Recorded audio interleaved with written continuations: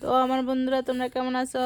তো আজকে আমি একটা দারুণ ভর্তা বানাইতে আসি, বেগুন ভর্তা। তো বেগুন ভর্তাটা আমি একটা নতুন স্টাইলে বানাইতে আসি। দেখো নতুন কইরা এই ভর্তাটা এইভাবে বানাইতে আসি। তো তোমরা কে কে এভাবে ভর্তা বানাইয়া খাইছো কমেন্টে জানাইবা।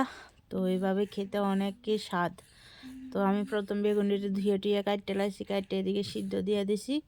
তো সিদ্ধর মধ্যে একটু হালকা পরিমাণে হলুদ আর একটু হালকা পরিমাণে লবণ দিয়ে দিছি। তো দিয়া একটু সিদ্ধ করে লাইছি। একবার জলটি শুকায় লাইতে হইব, যাতে বেগুনের গায়ে কোনো জলে না থাকে। তো একবার শুকাইয়া আর এদিকে আমি পেঁয়াজ কুচি রসুন কুচি তেলের মধ্যে দিয়ে দিছি। তেলটা একটু গরম হয়ে আছে, পেঁয়াজ কুচি রসুন কুচি দিয়া যখন পেঁয়াজ কুচি রসুন কুচিটি লাল লাল হয়ে আছে, তো সিদ্ধ করা বেগুনটিও দিয়ে দিছি। দেখো দিয়া আবার লাড়াচাড়া দিয়ে দিতে আসি সুন্দর করে এটিরে একদম ভাঙ্গা একবারে ভর্তা ভর্তা করে নিতে হইব।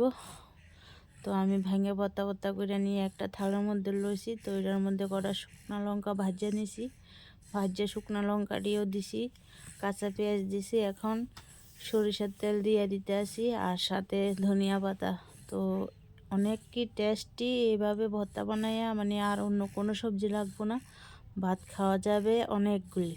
তো এইভাবে তোমরাও খাইবা। আর কেমন রয়েছে ভিডিওটা কমেন্টে জানাইবা। আর যদি পছন্দ হয় একটা লাইক করে দিবা আর একটা কমেন্ট করে দিবা। তো